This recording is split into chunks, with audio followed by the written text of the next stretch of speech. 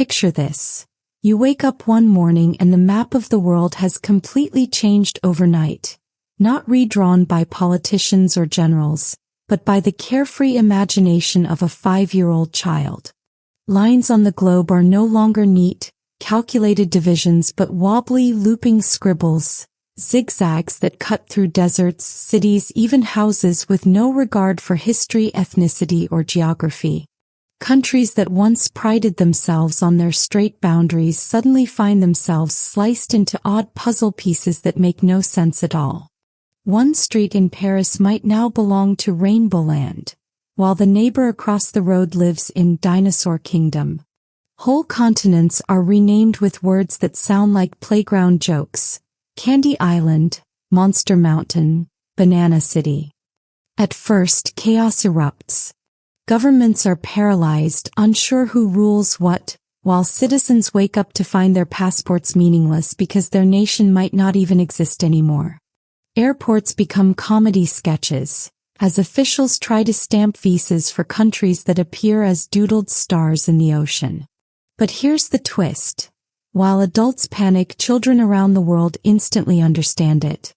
They pick up the new map like it's a coloring book, pointing out how much more fun it looks, how it erases the heavy seriousness of borders that once divided families, communities, and cultures.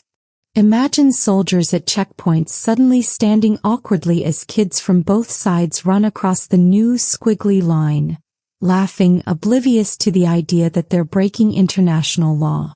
Economists tear their hair out trying to figure out trade routes when half a factory is now in Kitten Land, and the other half in Superhero Valley.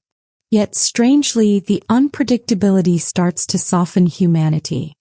Without the weight of carefully guarded territories, people are forced to negotiate not with centuries of rivalry, but with the absurd whimsy of a child's perspective. Wars lose their sting when generals are told they're fighting over a territory now officially called Ice Cream Castle.